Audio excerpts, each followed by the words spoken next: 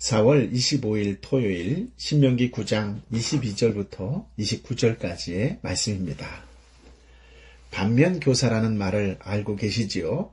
사람이나 사물 따위의 부정적인 면에서 얻는 깨달음이나 가르침을 주는 대상을 이르는 말입니다.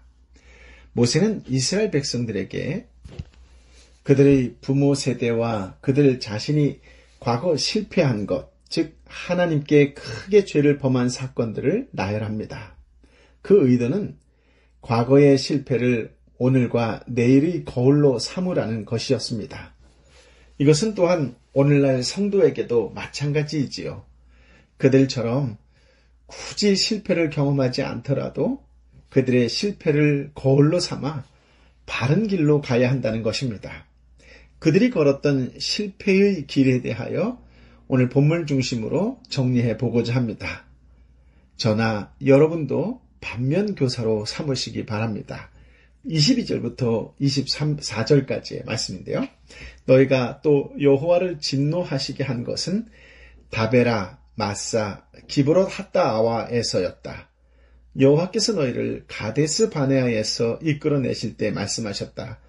내가 너희에게 준 땅에 올라가 차지하라. 그러나 너희는 너희 하나님 여호와의 명령을 거역했다. 너희는 그분을 믿지도 순종하지도 않았다. 너희는 내가 너희를 안 뒤로 줄곧 반역만 일삼아 왔다. 반역의 사건들을 지금 본문에서는 4개를 나열하고 있지요. 여기에 한 가지를 먼저 어제 말씀을 가지고서 첨가한다면 금송아지 우상입니다.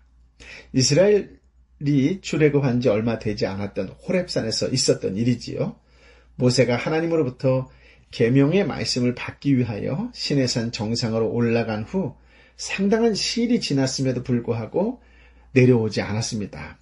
모세가 올라가면서 지금부터 40일 동안 금식하면서 여호와 하나님을 뵙고 오겠다라고 약속하고 올라간 것도 아닌데다가 주변 상황이 열악하고 또한 불안한 광야라는 것이었기 때문에 이스라엘 백성들은 너무나 불안해하고 있었습니다. 그래서 지도자 모세를 기다리지 못한 그들은 대제사장 아론에게로 몰려가서 소리를 질렀습니다. 우리들을 애굽에서 인도해낸 모세는 어떻게 되었습니까? 그가 산에 올라가서 죽기라도 했습니까? 아니면 자기 혼자 살자고 어디로 내뺐습니까? 그가 언제 올지 알 수 없다면 불안한 우리들을 위해서 우리를 안심시킬 수 있는 신을 만들어 우리 가운데 세워주십시오. 그들이 너무나도 끈질기게 간청을 하자 아론은 그들의 정을 뿌리치지 못하고 그럼 너희의 아내와 아이들의 금, 귀걸이 등 금부치를 가지고 오너라 라고 말했고 사람들이 금부치를 가지고 오자 아론은 그것을 녹여서 금송아지 형상의 우상을 만들었습니다. 그러고는 사람들 앞에 세워놓고서 우상을 애굽에서 인도하여 낸 하나님이라고 했습니다. 그러자 백성들은 그것이 좋다면서 금송아지 앞에 제단을 만들고서는 그 앞에 제물을 바쳤고 그리고 나서 먹고 마시고 춤추면서 광란의 제사를 벌였습니다. 산 아래서 이런 일이 벌어지고 있을 때 산 정상에서 이스라엘 재건 사업과 더불어 이스라엘의 법을 제정하고 계시던 하나님은 이러한 사실들을 다 보고 계셨습니다. 그래서 모세에게 말씀하셨죠. 모세야, 너 지금 내려가야겠다. 지금 이스라엘 백성들이 망령된 짓을 하고 있구나. 그들이 자기 마음대로 금송아지를 만들어 놓고 그것을 자신들이 하나님이라고 하면서 제사하고 있구나. 내가 더 이상 그 모습을 볼 수 없고 참을 수 없으니 이제 그들을 없애버리고 너와 너의 자손을 새로이 택하여 내 백성으로 삼아야겠다라고 하셨습니다. 이 말씀을 들은 모세는 두려운 마음으로 하나님께 간절한 기도를 합니다. 크신 힘과 강한 손으로 우리를 애굽에서 인도하여 여기까지 데리고 오신 하나님, 지금 이 사람들을 광야에서 없애버리시겠다는 것입니까? 이 광야에서 없애버리시려는 것입니까? 노여움을 푸십시오. 그리고 하나님께서 아브라함과 이삭과 야곱에게 약속하셨던 것을 다시 기억해 주십시오. 이러한 모세의 간절한 기도를 들으신 하나님은 이스라엘에게 내리시려던 재앙을 거두시고 용서해 주셨습니다. 하나님의 용서의 사인이 떨어지자 모세는 즉시 산에서 내려왔지요. 물론 하나님이 직접 제작해 주신 돌판 2개는 잘 챙겨서 말입니다. 그러고는 백성들이 바로 내려다 보이는 곳에 도달했고 거기서 그런 백성들이 하는 짓을 보게 되었습니다. 백성들은 그때까지 금송아지 앞에서 춤추고 떠들면서 광란의 축제를 벌이고 있었습니다.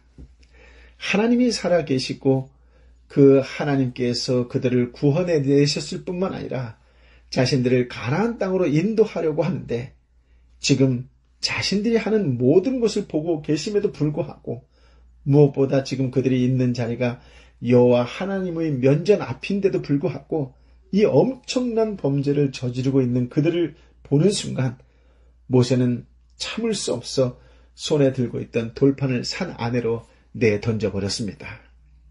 모세가 백성들과 이 일을 주도한 아론을 엄히 나무랐지만 3,000명가량이 이 일로 인하여 죽임을 당했습니다. 하나님은 이스라엘을 용서하셨으나 이스라엘이 이 일을 쉽게 생각하지 않도록 이 일을 두고두고 잊지 못할 교훈으로 삼도록 무서운 징벌을 내리셨던 것입니다. 그 후 모세는 다시 시내산으로 올라갔지요. 이 일이 정말 돌이킬 수 없는 죄라는 것을 알았기 때문에 서둘러 여호와의 산으로 올라가 다시 40일을 금식하면서 이스라엘 백성을 위하여 기도했습니다. 두 번째 사건은 다베라에서입니다. 하나님은 광야길을 걷는 이스라엘 백성들을 위하여 낮에는 구름을 그들 위에 머무르게 하시어 무더위를 막아주셨고 밤에는 불기둥으로 환하게 밝히시고 추위를 면하게 해주셨지요. 그뿐 아니라 농사를 지을 수 없는 불모지였기 때문에 아침마다 만나를 내리셔서 먹게 하셨습니다. 이렇게 전무후무한 하나님의 놀라운 사랑을 입은 이스라엘 백성들이 민수기 11장에 보면 갑자기 악한 말로 하나님을 원망하기 시작했습니다. 그들이 왜 원망을 했으며 어떤 불평을 했는지에 대해서 성경은 구체적으로 밝히지는 않습니다. 다만 짐작하기는 광야길이 너무나 힘든 여행길이라 조금씩 쌓였던 불만이 터졌을 수도 있었을 것이라고 생각할 수 있지요. 그리고 이스라엘 백성 중에 섞여 사는 무리에게 따라온 무리지요. 영향을 받았을 수도 있다는 것입니다. 그들은 이스라엘 백성들이 애굽에서 나올 때 따라 나왔거나 자유를 찾아 휩쓸려서 함께 왔거나 아니면 이스라엘의 고용인이나 종들일 수도 있습니다. 문제는 이스라엘이 그들을 변화시키기보다는 도리어 그들의 영향을 받았다는 것입니다. 그래서 그들이 악한 말로 원망하자 이스라엘도 따라서 원망한 것이 아닐까 짐작하는 것이지요. 아무튼 이스라엘 백성은 악한 말로 하나님을 향하여 원망했고 하나님은 이 불평과 원망에 대해 징계하셨습니다. 그 징계는 백성들이 거하는 진 중에 불이 붙은 일이었습니다. 자연적인 화재, 아니 하나님에 의해 불이 나서 이스라엘 백성들이 엄청난 혼란을 겪었습니다. 이 일로 얼마의 사람들이 다치거나 죽었는지 얼마의 재산을 잃었는지는 알 수 없으나 아무튼 이 일은 하나님께 불평하고 원망한 것에 대한 징벌로서 일어났었습니다. 성경은 빌립보서 2장 14절에 보면 무슨 일을 하든지 여러분은 불평이나 분쟁 없이 하라고 말씀하시지요. 또 아시다시피 데살로니가전서 5장 18절에는 범사에 감사하라고 말씀합니다. 불평하기보다는 감사로, 원망하기보다는 찬양으로 살아가라는 말씀이지요. 원망과 불평만 일삼았던 이스라엘에 대한 징계가 있었던 곳이 다베라입니다. 세 번째 실패를 통하여 얻고자 하는 교훈은 마사라고 하는 곳입니다. 출애굽기 17장에 이스라엘 온 회중이 신광야를 출발해 여호와의 명령대로 이곳저곳을 지나 마침내 르비딤에 진을 쳤습니다. 르비딤은 본래 여러 개의 샘과 개울이 있어 물이 넉넉한 곳이었습니다. 그런데 그때는 가뭄 때문이었을까요? 샘과 개울이 말라 물이 고갈된 상태였습니다. 백성들은 평소에 불평, 원망을 했을 정도의 모세에게 대들었다면 이제는 모세와 다투기까지 할 정도로 모세에게 직접 물을 달라고 항의하였습니다. 당신이 왜 우리를 이집트에서 데리고 나와 우리와 우리 자식들과 가축들을 목말라 죽게 하는 것입니까? 모세를 단지 원망만 하던 과거의 정도를 뛰어넘어 이제는 모세와 다투기까지 했으며 모세에게 직접 물을 달라고 항의하는 것이지요. 이스라엘 백성은 35도에서 40도를 육박하는 살인적인 날씨 속에서 길도 제대로 없는 험한 광야길을 쉴 틈 없이 강행군해 왔습니다. 그러다가 겨우 도착한 오아시스 지역에 물이 없었으니 원망할 수도 있었지요.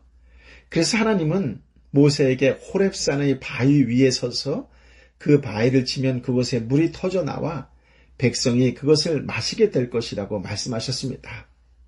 모세는 이스라엘의 장로들이 보는 앞에서 그대로 하였고 거기서 엄청난 물이 나와서 온 백성이 마셨습니다. 그러나 하나님은 하나님을 신뢰하지 못하고 모세를 신뢰하지 못했다는 것 때문에 이 일을 잊지 않도록 그곳의 이름을 마사 혹은 무리바라고 부르도록 했습니다. 출애굽기 17장 7절에 보면 그들이 모세와 다투고 여호와를 시험한 것을 잊지 말라는 것이지요. 그래서 이 마사 사건은 그런데 이 마사 사건은 한 번이 아니라는 것입니다. 민수기 20장에 보면 광야 생활이 끝나갈 때쯤 이스라엘의 2세대가 다시 무리바에 도착했어요. 공교롭게도 그때도 무리바에 물이 없자 그들은 모세와 아론을 대항했는데 이때 이 대항했다라고 하는 단어는 마치 그들을 치기라도 할 것처럼 공격적으로 행동했다라는 의미입니다. 물도 없는 사정은 하나님도 아시고 하나님께서 부드럽게 구하면 얼마든지 해결해 주실 것인데 그것을 믿지 못하고 늘 이런저런 문제만 생기면 믿음이라고는 도저히 찾아볼 수 없는 인간적인 모습을 내보이는 이스라엘이 도저히 용서가 되지 않았던 모세는 그들의 눈앞에서 저 바위에다 말하면 그것이 물을 낼 것이다 라는 주님의 말씀을 하는 자리에서 그만 흥분하여 지팡이로 반석을 2번이나 내리쳤습니다. 그러자 반석에서 물이 나와 백성들이 그 물을 마셨으나 하나님이 모세에 대해 진노하셨지요. 어찌하여 너희가 나를 믿지 못해서 이스라엘 자손들 앞에서 내 거룩함을 나타내지 못했느냐. 그러므로 너는 가나안 땅에 들어가지 못할 것이다 라고요.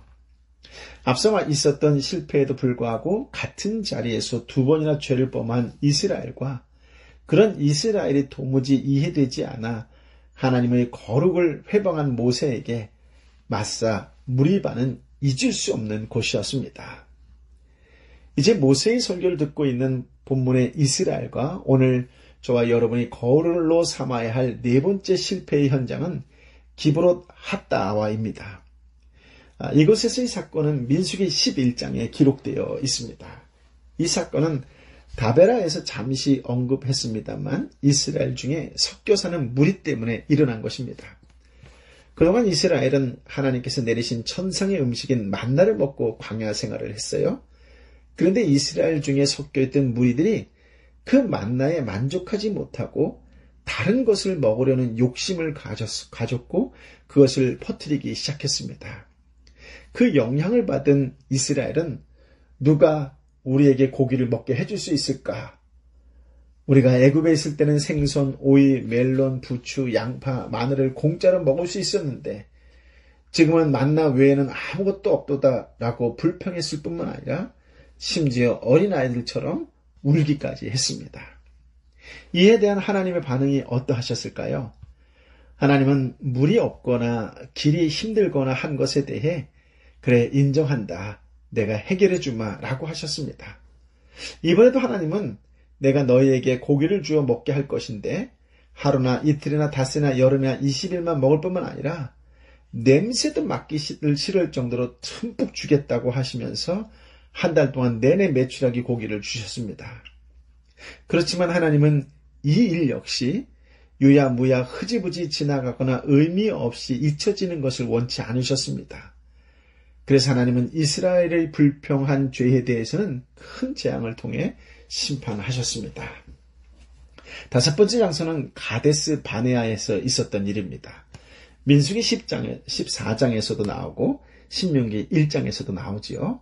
이 사건은 가나안의 입구인 가데스 바네아에서 도착한 이스라엘 백성들에게 하나님께서 올라가서 그 땅을 차지하라, 두려워 말라, 망설이지 말라 라고 분명히 말씀하셨음에도 불구하고 그들은 주저주저하면서 정탐꾼을 보내어서 가나안 땅을 살펴본 후에 결정하자라고 했습니다. 그래서 12명의 정탐꾼을 보내어 40일 동안 정탐하게 했는데 그들이 돌아와 보고하기를 가나안 땅은 정말 비옥한 땅이다. 하지만 그 땅의 거민들은 덩치가 큰 거인들이어서 우리가 들어가 보아야 도저히 이길 수 없다라고 보고를 했습니다. 이런 보고를 들은 이스라엘 백성들은 모세가 아닌 다른 지도자를 세워 당장 애굽으로 돌아가자고 생 난리를 부렸습니다. 이때 여호수아와 갈렙이 나서서 제동을 걸었지요. 그들이 거인들이고 우리가 메뚜기같이 연약한 존재인 것은 사실이지만 중요한 것은 하나님께서 그들을 우리에게 붙이셨다는 것이다. 그들은 우리의 밥이다. 그러니 어서 올라가서 그들을 멸하고 약속의 땅을 차지합시다. 라고요. 전능하신 하나님이 우리와 함께 하시는데 무엇이 두렵습니까? 라고 두 사람은 외쳤지만 사람들에게 먹히지 않았습니다. 결국 이스라엘은 10명의 보고를 받아들여 가나안을 목전에 두고 광야로 뒤돌아섰습니다. 그때로부터 이스라엘은 광야를 38년이나 뺑뺑 도는 신세가 되었고 그때 돌아섰던 사람들은 모조리 광야에서 죽고 말았습니다. 그렇습니다. 지금까지 모세는 제2세대 이스라엘 백성들과 오늘날 성도들에게 그들의 조상들과 그들이 하나님께 죄를 범했던 대표적인 사건들을 나열했지요. 그 이유는 과거의 실패를 거울로 삼아 다시는 그러한 죄와 실패를 반복하지 말라는 뜻이었습니다. 그리고 더 나아가 하나님을 경외하는 삶, 하나님의 약속을 신뢰하는 삶, 어떤 환경이나 일이나 대상을 만나도 겁내지 않기 등을 가르치려 한 것이지요. 여러분은 실패와 그로 인한 쓴 결과를 맛보고 난 뒤에 교훈을 얻으시겠습니까? 아니면 고맙게도 미리 실패한 이스라엘을 통하여 교훈을 얻어 하나님께서 기뻐하시는 삶을 사시겠습니까? 선택은 우리 각자의 몫입니다. 아버지 하나님, 참으로 귀한 말씀, 귀한 깨달음의 말씀, 생명의 말씀을 허락하여 주시니 감사합니다. 이스라엘의 역사를 보고 있으면 마치 나의 과거를 보는 듯합니다. 하나님의 은혜를 알면서도, 하나님의 인도하심을 알면서도, 하나님의 보호하심과 얼마나 나를 응원해 주셨다라고 하는 그 후원하심도 알면서도 시시때때로 세상에 무너지고 주저앉았던 것이 한두 번이 아니었는데 오늘 귀한 생명의 말씀을 통하여 다시 하나님을 바라볼 수 있는 은혜를 주시고 다시 일어설 수 있는 힘을 주시니 감사합니다. 아버지 하나님, 어떤 상황과 환경 속에서도 하나님을 경외하는 자가 되게 하여 주옵소서.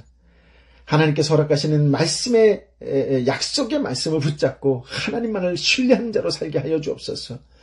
하나님께서 허락하신 그 놀라운 신분, 하나님의 자녀라고 하는 그 한 가지만 갖고도 세상 어느 곳에 부러워하지 않고 당당하게 살아갈 수 있는 그리스도의 한 사람이 되게 하여 주옵소서.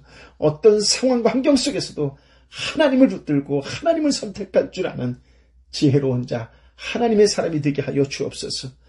그러면서 현장 속에서 마지막까지 기도하는 중보자가 되게 하여 주옵소서.